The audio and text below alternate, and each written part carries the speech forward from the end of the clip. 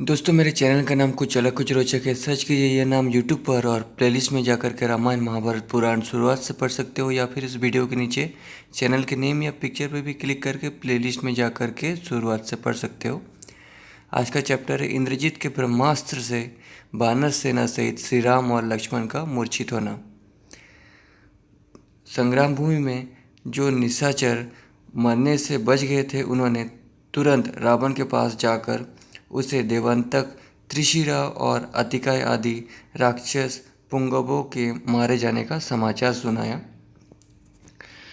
दोस्तों, लाल रंग का सब्सक्राइब लिखा हुआ है वीडियो के नीचे, उसको दबा के साइड में जो बेल आइकन है उसको ऑल कर लीजिए लेटेस्ट वीडियो अपडेट्स के लिए। उनके वध की बात सुनकर राजा रावण के नेत्रों में सहसा आंसुओं की बाढ़ आ गई। पुत्र और भाइयों के भयानक वध की बात सोचकर उसको बड़ी चिंता हुई।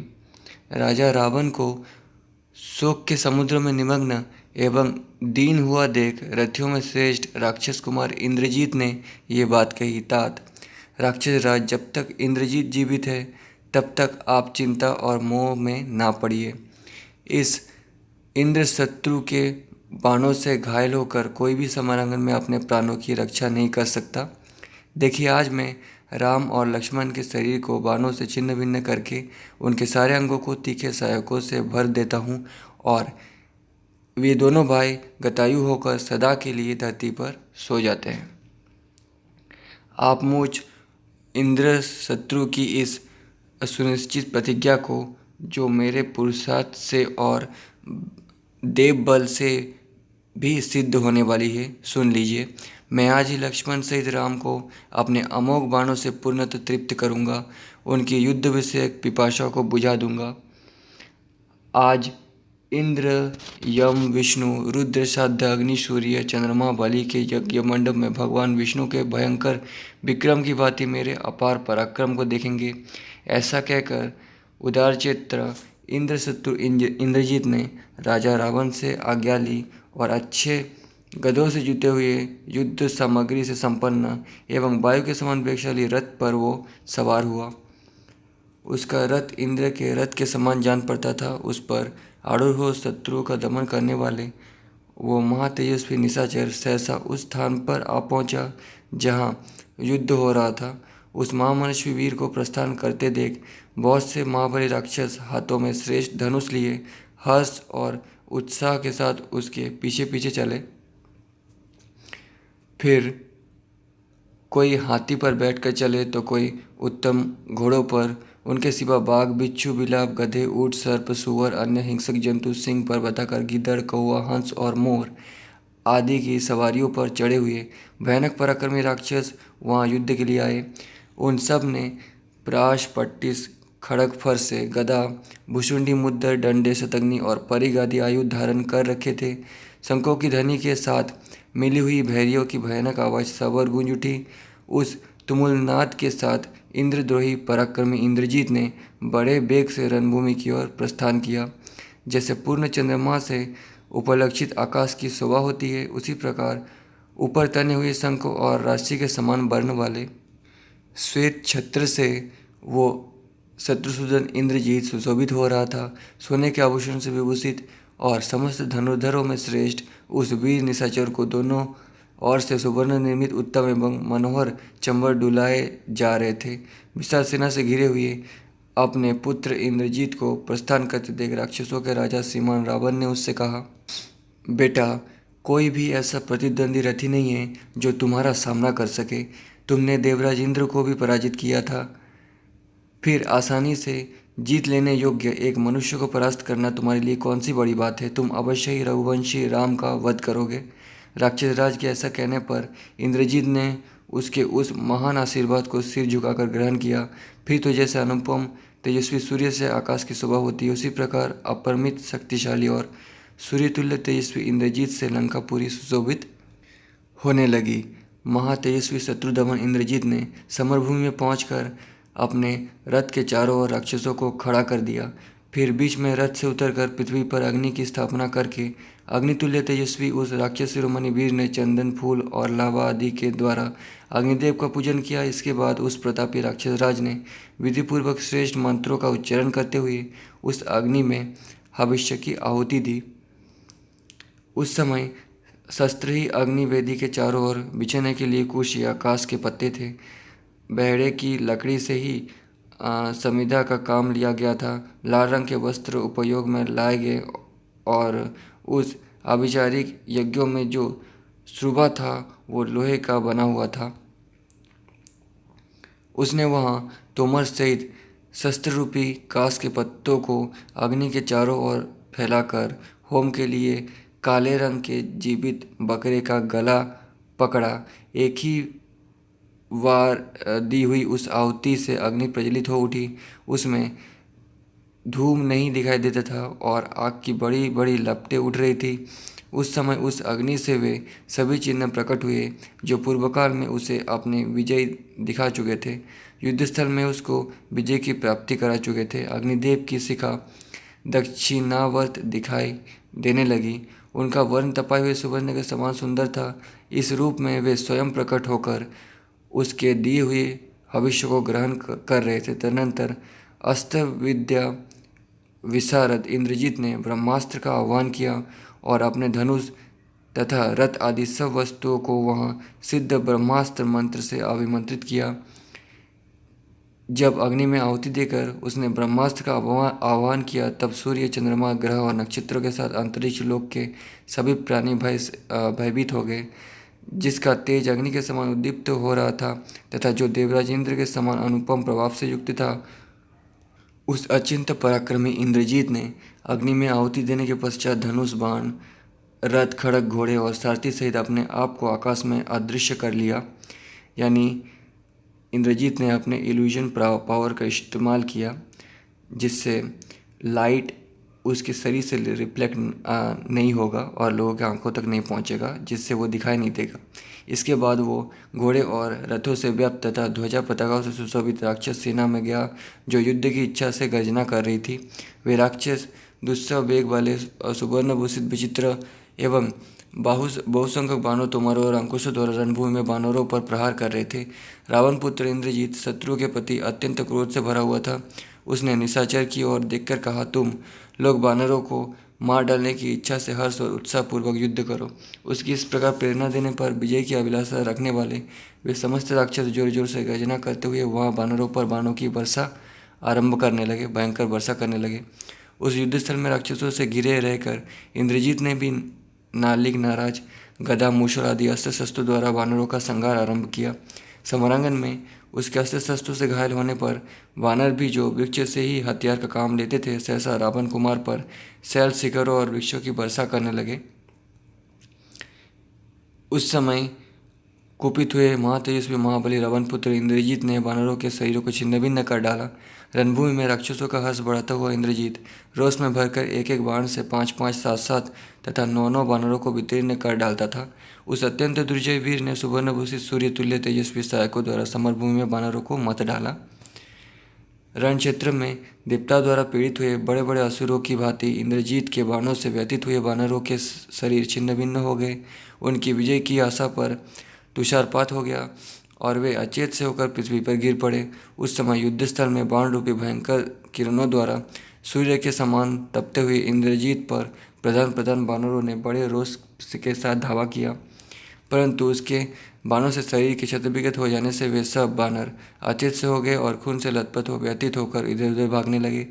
वानरों ने श्रीमान भगवान श्री राम के लिए अपने जीवन का मोह छोड़ दिया था। वे पराक्रम पूर्वक गर्जना करते हुए हाथ में सिलाई लिए समरभूमि में डटे रहे, युद्धभूमि में पीछे न हटे। समरांगन में खड़े हुए वे वानर रावण कुमार पर वृक्ष, पर्वत, शिखरों और शिलाओं की वर्षा करने लगे। पहाड़ और पर्वत शिखरों में फ़र्क होता है, इससे पहले भी मैंने बहुत बार कहा है। वृक्ष और शिलाओं की वो भारी वृष्टि राक्षसों के प्राण हर लेने वाली थी, परंतु समर विजयी महातेजस्वी इंद्र रावण पुत्र ने अपने बाणों द्वारा उसे दूर हटा दिया। तत्पश्चात विषधर सर्प के समान भयंकर एवं अग्नितुल्य तेजस्वी बाणों द्वारा उस शक्तिशाली वीर ने समरांगन में वानर सैनिकों को वितीर्ण करना आरंभ किया।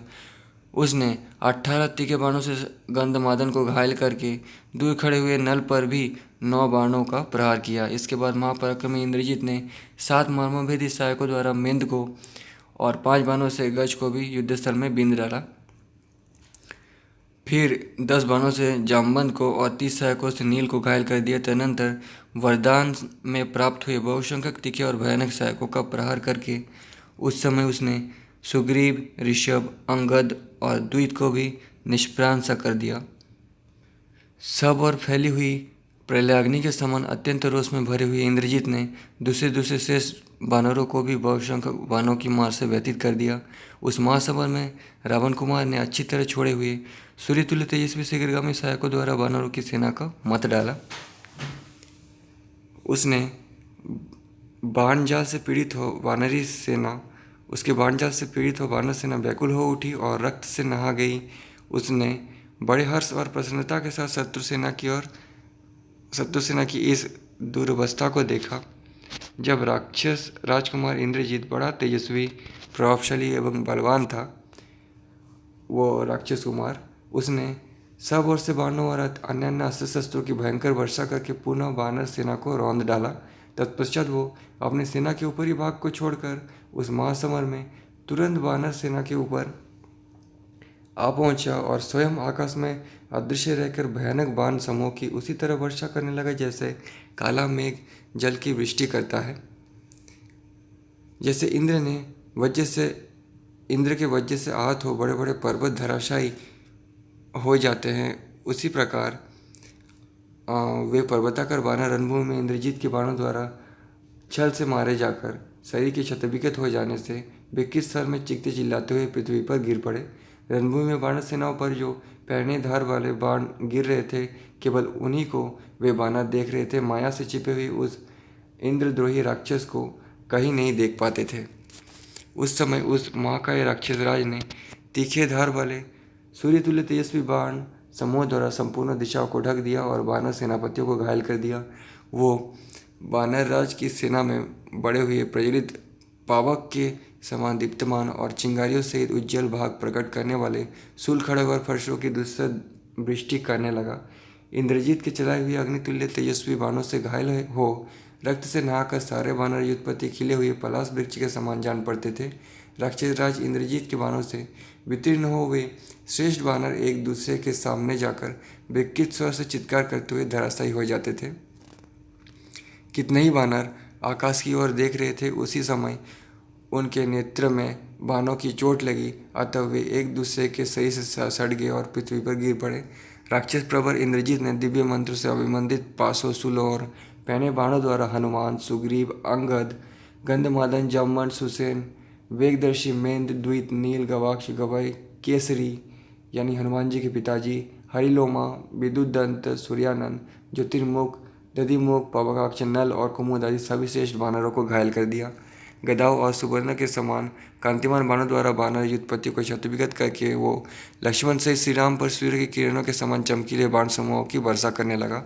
उस बाण वर्षा के लक्ष्य बने हुए परम अद्भुत शोभा से संपन्न श्री राम पानी की धारा के समान गिरने वाले उन बाणों की कोई परवाह न करके लक्ष्मण की ओर देखते हुए बोले, लक्ष्मण, ये इंद्रद्रोही राक्षस राज इंद्रजीत प्राप्त हुए ब्रह्मास्त्र का सहारा लेकर वानर सेना को धराशायी करने के पश्चात अब तीखे बाणों द्वारा हम दोनों को भी पीड़ित कर रहा है।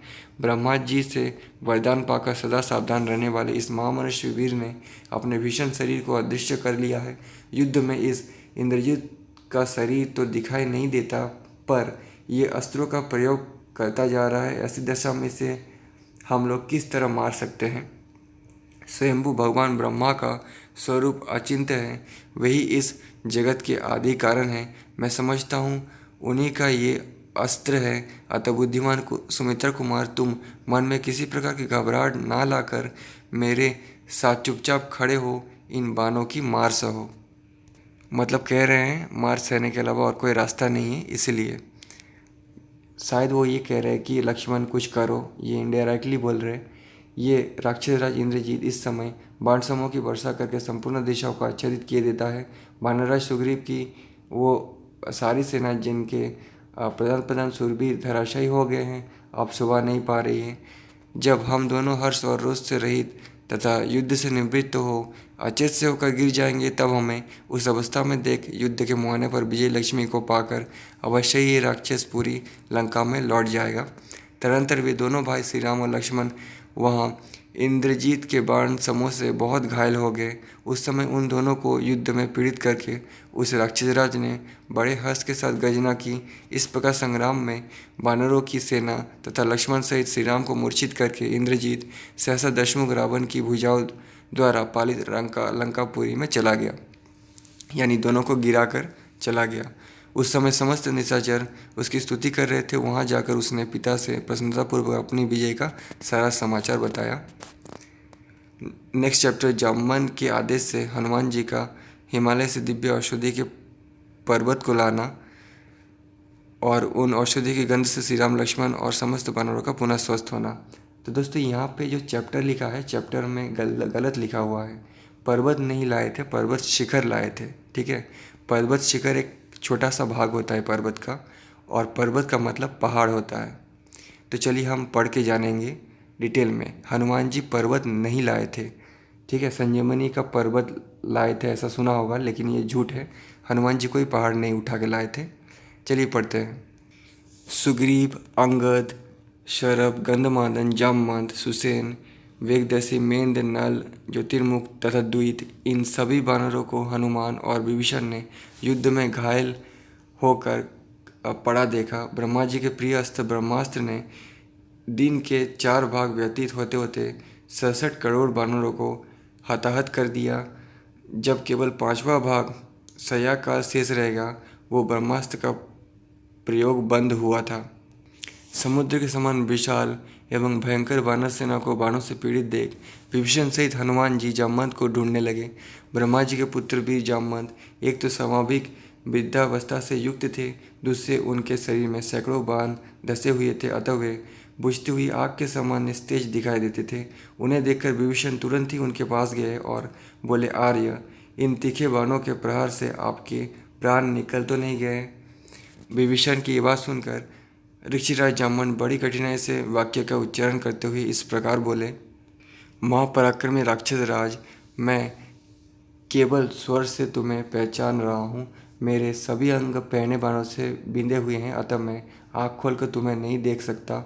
उत्तम व्रत के पालक विभीषण, ये तो बताओ, जिनको जन्म देने से अंजना देवी उत्तम पुत्र की जननी और वायुदेव श्रेष्ठ पुत्र के जनक माने जाते हैं, वे वानर श्रेष्ठ हनुमान कहाँ जीवित है? हनुमान जीवित तो है ना, ऐसा कह रहे हैं वो। जामवंत का ये प्रश्न सुनकर विभीषण ने पूछा, ऋषिराज, आप दोनों महाराज कुमारों को छोड़कर केवल पवन कुमार हनुमान जी को ही क्यों पूछ रहे हैं? आर्य, आपने ना तो राजा सुग्रीव पर, ना अंगद पर, ना भगवान श्री राम पर ही वैसा स्नेह दिखाया है जैसा पवन पुत्र हनुमान जी के प्रति आपका अगाढ़ प्रेम लक्षित हो रहा है।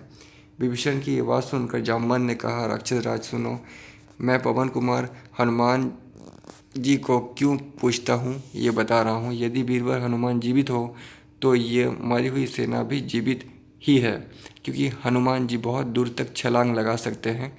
हनुमान जी ने ही समुद्र पार करके सीता की खोज की थी। तो जहाँ पे संजीवनी है, यानी दिव्य औषधि है, आयुर्वेद की औषधि है, वहाँ तक हनुमान जी छलांग लगा सकते हैं। और यदि उनके प्राण निकल गए हो तो हम लोग जीते हुए भी मृतक के समान तुल्य है। तात, यदि वायु के समान वेगशाली और अग्नि के समान पराक्रमी पवन कुमार हनुमान जीवित है तो हम सब के जीवित होने की आशा की जा सकती है। बूढ़े जामवंत के इतना कहते ही पवन पुत्र हनुमान जी उनके पास आ गए और दोनों पैर पकड़कर उन्होंने विनीत भाव से उन्हें प्रणाम किया। हनुमान जी की बात सुनकर उस समय ऋक्षराज जामवंत ने, जिनकी सारी इंद्रियां बाणों के प्रहार से पीड़ित थी, अपना पूर्व जन्म हुआ सा माना। फिर उन महातेजस्वी जामवंत ने हनुमान जी से कहा, वानर सिंह, आओ, संपूर्ण वानरों की रक्षा करो। तुम्हारे सिवा दूसरा कोई पूर्ण पराक्रम से युक्त नहीं है। तुम ही इन सब के परम सहायक हो। ये समय तुम्हारे ही पराक्रम का है, मैं दूसरे किसी को इसके योग्य नहीं देखता। तुम ऋषि और वानर वीरों की सेनाओं को हर्ष प्रदान करो और बाणों से पीड़ित हुए इन दोनों भाई श्री राम और लक्ष्मण के शरीर से बाण निकालकर इन्हें स्वस्थ करो। हनुमान, समुद्र के ऊपर ऊपर उड़कर बहुत दूर का रास्ता तय करके तुम्हें पर्वत श्रेष्ठ हिमालय पर जाना चाहिए। उड़कर मतलब छलांग लगाकर, लेकिन जब हनुमान जी छलांग लगाते थे तो इतना लंबा और ऊंचा होता था कि जो लोग नीचे खड़े होकर देखते थे उन्हें लगता था कि वो उड़ रहे हैं। ठीक है। शत्रुसदन, वहाँ पहुँचने पर तुम्हें बहुत से ऊंचे सुवर्णमय उत्तम पर्वत ऋषभ का तथा कैलाश शिखर का दर्शन होगा। वीर, उन दोनों शिखरों के बीच में एक औषधि का पर्वत दिखाई देगा जो अत्यंत दीप्तिमान है। उसमें इतनी चमक है जिसकी कहीं तुलना नहीं है। वो पर्वत सब प्रकार की औषधियों से संपन्न है। वानर सिंह, उसके शिखर पर उत्पन्न 4 औषधियाँ तुम्हें दिखाई देगी जो अपनी प्रभा से 10 दिशाओं को प्रकाशित किए रहती है। उनके नाम इस प्रकार है: मृत संयमनी, विशल्यकरणी, सुवर्णकरणी और संधानी नामक महाऔषधि जो आयुर्वेद का है। हनुमान, पवन कुमार, तुम उन सब औषधियों को लेकर शीघ्र लौट आओ और वानरों को प्राणदान देकर आश्वासन दो। तो श्री राम लक्ष्मण मरे नहीं हैं, वो लोग मूर्छित हो गए हैं, मतलब थोड़ा पराजित हो गए हैं। जामवंत की ये बात सुनकर वायुनंदन हनुमान जी उसी तरह असीम बल से भर गए जैसे महासागर वायु के वेग से व्याप्त हो जाता है। वीर हनुमान एक पर्वत के शिखर पर खड़े हो गए और उस उत्तम पर्वत को पैरों से दबाते हुए द्वितीय पर्वत के समान दिखाई देने लगे। हनुमान जी के चरणों के भार से पीड़ित हो वो पर्वत धरती में धंस गया। अधिक दबाव पड़ने के कारण वो अपने शरीर को भी धारण न कर सका। हनुमान जी के भार से पीड़ित हुए उस पर्वत के वृक्ष उन्हीं के बेग से टूटकर पृथ्वी पर गिर पड़े और कितने ही जल उठे। साथ ही उस पहाड़ की चोटियाँ भी ढहने लगी। हनुमान जी के दबाने पर वो श्रेष्ठ पर्वत हिलने लगा, उसके वृक्ष और शिलाएं टूट फूट कर गिरने लगी। अतः वानर वहाँ ठहर ना सके। लंका का विशाल और ऊंचा द्वार भी हिल गया। महान मकान और दरवाजे ढक गए। समूची नगरी भय से व्याकुल हो उस रात में नाचती सी जान पड़ी। पर्वताकार पवन कुमार हनुमान जी ने उस पर्वत को दबाकर पृथ्वी और समुद्र में भी हलचल पैदा कर दी। तदनंतर वहाँ से आगे बढ़कर वे मेरू और मंदरजाल के समान ऊंचे मलय पर्वत पर चढ़ गए। वो पर्वत नाना प्रकार से झरनों से व्याप्त था। वहाँ भांति भांति के वृक्ष और लताएं फैली थी। कमल और कुमुद खिले हुए थे। देवता और गंधर्व उस पर्वत का सेवन करते थे तथा वो 60 योजन ऊंचा था। विषधर ऋषि मुनि तथा अप्सराएं भी वहाँ निवास करती थी। अनेक प्रकार के वृक्ष समूह वहाँ सब और फैले हुए थे तथा बहुत सी कंदराएं उस पर्वत की शोभा बढ़ाती थी। पवन कुमार हनुमान जी वहाँ रहने वाले यक्ष, गंधर्व और किन्नर आदि सबको व्याकुल करते हुए मेघ के समान बढ़ने लगे।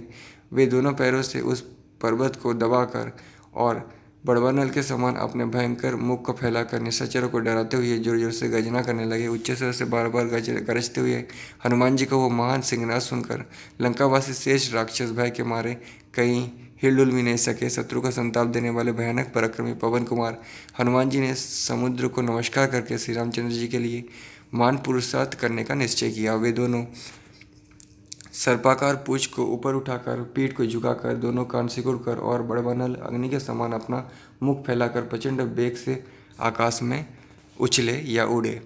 हनुमान जी अपने तीव्र वेग से कितने ही वृक्षों, पर्वत, शिखरों, शिलाओं और वहाँ रहने वाले साधारण वानरों को भी साथ साथ उड़ाते गए। उनकी भुजाएं और जांघों के वेग से दूर फेंक दिए जाने के कारण जब उनका वेग शांत हो गया तब वे वृक्ष आदि समुद्र के जल में गिर गए। सर्प के शरीर की भांति दिखाई देने वाले अपने दोनों भुजाओं को फैलाकर गरुड़ के समान पराक्रमी पवन पुत्र हनुमान जी संपूर्ण दिशाओं को खींचते हुए से श्रेष्ठ पर्वत गिरिराज हिमालय की ओर चले, जिनकी तरंगमालाएं झूम रही थी तथा जिसके जल के द्वारा समस्त जल जंतु इधर उधर घुमाए जा रहे थे। उस महासागर को देखते हुए हनुमान जी भगवान विष्णु के हाथ से छूटे हुए चक्र की भांति सहसा आगे बढ़ गए। उनका वेग अपने पिता वायु के ही समान था। वे अनेकानेक पर्वतों, पक्षियों, सरोवरों, नदियों, तालाबों, नगरों और समृद्धशाली जनपदों को देखते हुए बड़े वेग से आगे बढ़ने लगे। वीर हनुमान अपने पिता के ही तुल्य पराक्रमी और तीव्रगामी थे।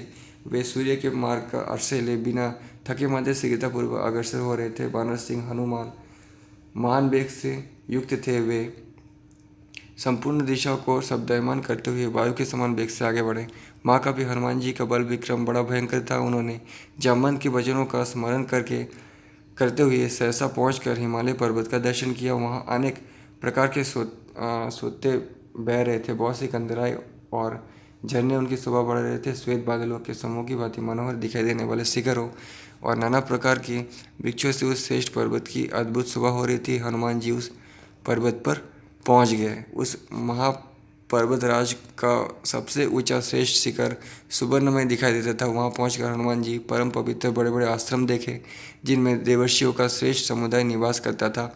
उस पर्वत पर उन्हें हिरण्यगर्भ भगवान ब्रह्मा का स्थान, उन्हीं के दूसरे स्वरूप रजतनाभि का स्थान, इंद्र का भवन, जहाँ खड़े होकर रुद्रदेव ने त्रिपुरासुर का बाण मारा था वो स्थान, भगवान हयग्रीव का वासस्थान तथा ब्रह्मास्त्र देवता का दीप्तमान स्थान, ये सभी दिव्य स्थान दिखाई दिए।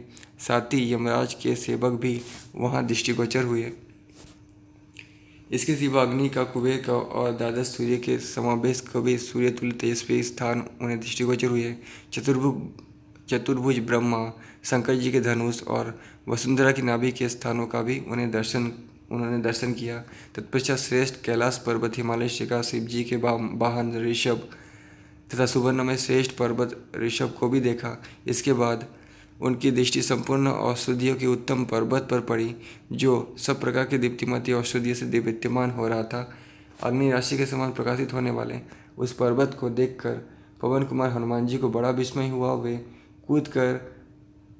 कूदकर औषधियों से भरे हुए उस गिरिराज पर चढ़ गए।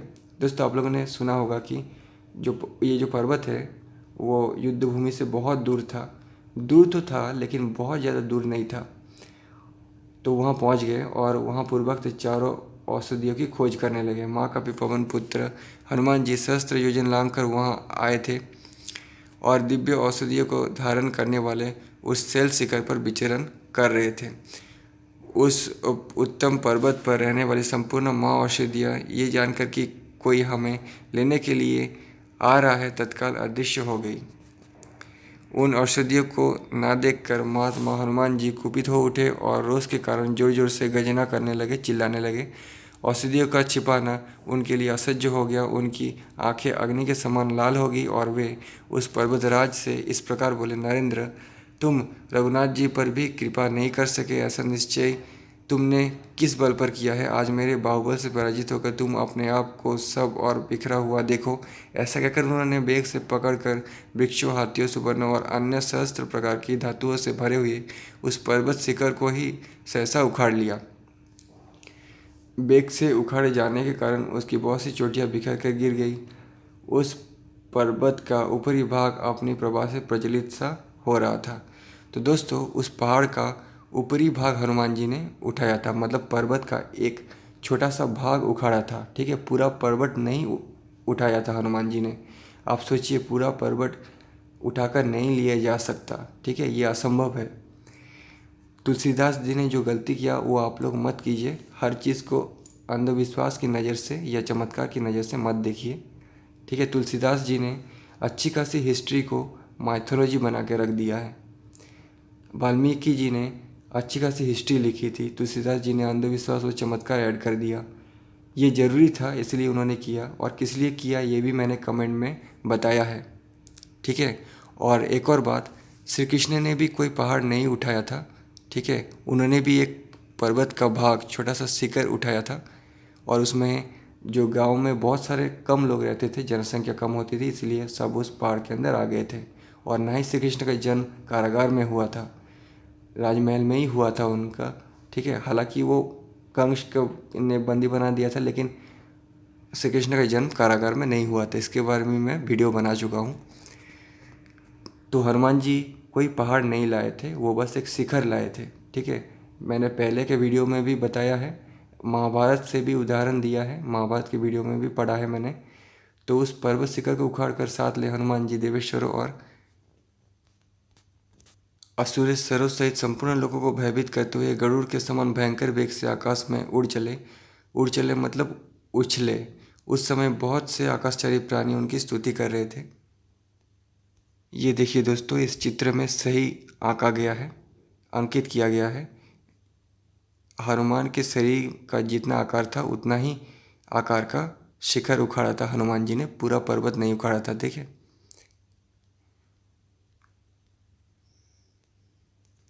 सूर्य के समान चमकते हुए उस पर्वत शिखर को हाथ में लेकर हनुमान जी सूर्य के ही पद पर जा पहुंचे थे। उस समय सूर्यदेव के समीप रहकर उन्हें के साथ तेजस्वी शरीर वाले वे पवन कुमार दूसरे सूर्य की भांति प्रतीत होते थे। वायुदेवता के पुत्र हनुमान जी पर्वत के समान जान पड़ते थे। उस पर्वत शिखर के साथ उनकी वैसे ही विशेष शोभा हो रही थी जैसे शस्त्र धाराओं से सुशोभित और अग्नि की ज्वाला से धारण करने वाले भगवान विष्णु सुशोभित होते हैं। उन्हें लौटा देख वानर हर्ष के सिंहनाद करने लगे और राक्षस चित्कार करने लगे। तदनंतर हनुमान जी उस उत्तम पर्वत चित्रकूट पर कूद पड़े और वानर सेना के मध्य में आकर सभी श्रेष्ठ वानरों को प्रणाम करके विभीषण से भी उन्हें गले लगाकर मिले। इसके बाद वे दोनों राजकुमार श्री राम और लक्ष्मण उन महाऔषधि की सुगंध लेकर स्वस्थ हो गए। उनके शरीर से बाण निकल गए और घाव भर गए। इसी प्रकार जो दूसरे दूसरे प्रमुख वानर वीर वहाँ हताहत हुए थे, वे सब के सब उन श्रेष्ठ औषधि की सुगंध से रात के अंत में सोकर उठे हुए प्राणियों की भांति क्षण भर में निरोग हो उठकर खड़े हो गए। तो उस औषधियों में एक गुण था जो नाक के माध्यम से शरीर में चला जाता था। उनके शरीर से बाहर निकल गए और उनकी सारी पीड़ा जाती रही। लंका में जब से वानरों और राक्षसों की लड़ाई शुरू हुई, तभी से वानर वीरों द्वारा रणभूमि में जो जो राक्षस मारे जाते थे, वे सभी रावण की आज्ञा के अनुसार प्रतिदिन मरते मरते ही समुद्र में फेंक दिए जाते थे। ऐसा इसलिए होता था कि वानरों को ये मालूम ना हो कि बहुत से राक्षस मार डाले गए। तत्पश्चात प्रचंड वेग वाले पवन कुमार हनुमान जी ने पुनः औषधि की उस पर्वत को वेगपूर्वक हिमालय पर भी पहुंचा दिया और फिर लौटकर वे श्री रामचंद्र जी से आ मिले। नेक्स्ट चैप्टर हम लोग अगले वीडियो पे बात करेंगे।